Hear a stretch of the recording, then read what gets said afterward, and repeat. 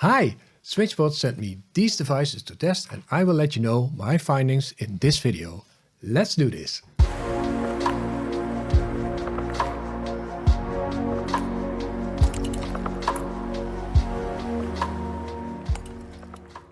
SwitchBot sent me these devices so that I could test them and see if I could use them in my smart home. I am getting paid for this video, but I will give my honest opinion about these devices. When SwitchBot contacted me, I was doubting if I should create a product video because my main videos are about creating tutorials for Home Assistant and Smart Home. But I was curious about the SwitchBot Bot because it can switch dumb devices. So I decided to review that device and found some use cases for it that you might like too. SwitchBot sent me the following 5 devices: the SwitchBot Bot, the SwitchBot Motion Sensor, the SwitchBot Contact Sensor with Embedded Motion Sensor, the SwitchBot Hub Mini and the SwitchBot Remote. First of all, these devices all use Bluetooth, so their signal will not cover your whole house unless you use Bluetooth proxies, which you can set up in Home Assistant using ESP Home. If you want to connect these devices to Home Assistant, make sure that you have a Bluetooth dongle connected to your Home Assistant server. Let's go over all the products one by one. I was really curious about the SwitchBot Bot because the concept of that device is totally different than all other smart home devices. The SwitchBot Bot is a mini robot that has a sort of a finger that can push a button or pull a switch. The idea is awesome because you can easily switch your dumb devices like light switches, coffee machines, washing machines, dryers, etc. with the SwitchBot Bot. It works through Bluetooth and can be controlled with the SwitchBot app or in Home Assistant. The response time varies, but most of the time it responded within a couple of seconds. I personally use it to switch my PC power button. I wanted to use it to switch my washing machine as well, but unfortunately my washing machine has a touch control and does not respond to the SwitchBot's finger. Let me know in the comments if you know a solution for this. Installing the SwitchBot in Home Assistant is easy.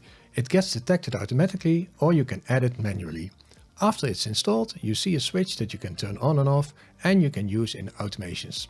In automations you can trigger on the switch being turned on, off and you can trigger based on the battery level.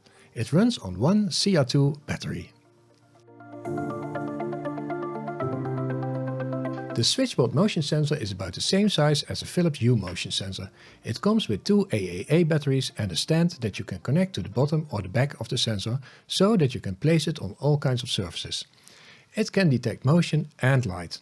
It detects motion within 1 second most of the time and it takes about 20 seconds to detect if there's no motion in the room anymore. I tested this on both the SwitchBot app and Home Assistant and the detection time was the same. You can monitor the motion detector through the SwitchBot app and through Home Assistant. In the app you can create automations to trigger other SwitchBot devices like lights for example. Setting up this motion sensor in Home Assistant is easy.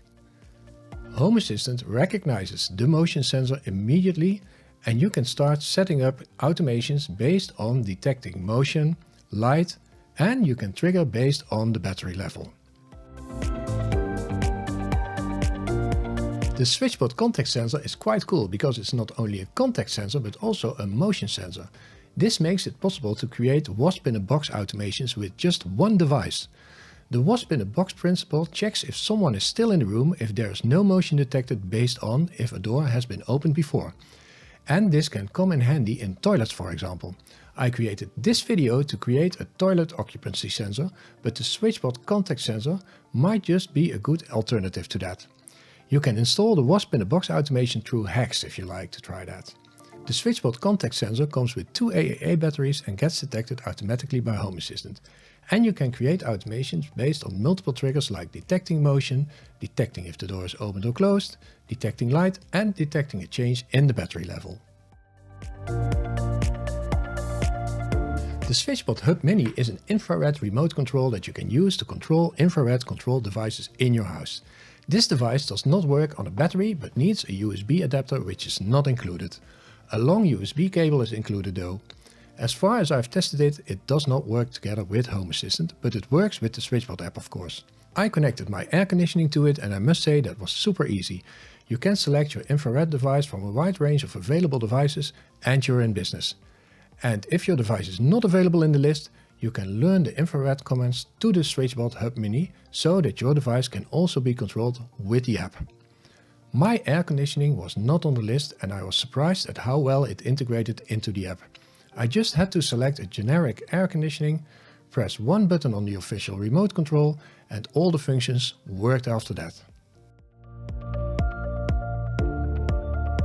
The SwitchBot Remote is a little device that has 2 buttons and comes with a CR2450 battery. Unfortunately, I couldn't get it to work in Home Assistant. You can pair it to the SwitchBot app though. Once it's paired, you can connect it to other SwitchBot devices like the SwitchBot Bot. You can assign both buttons on the remote to control other devices. I assigned the button to a SwitchBot Bot and that worked very well.